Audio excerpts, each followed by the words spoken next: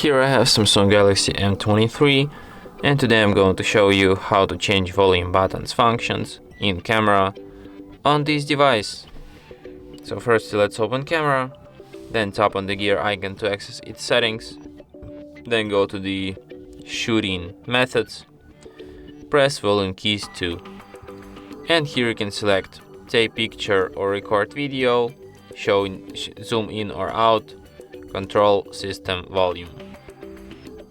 So yeah, and that's it. Thanks for watching. If you find this tutorial useful, don't forget to hit that like button and subscribe to our channel.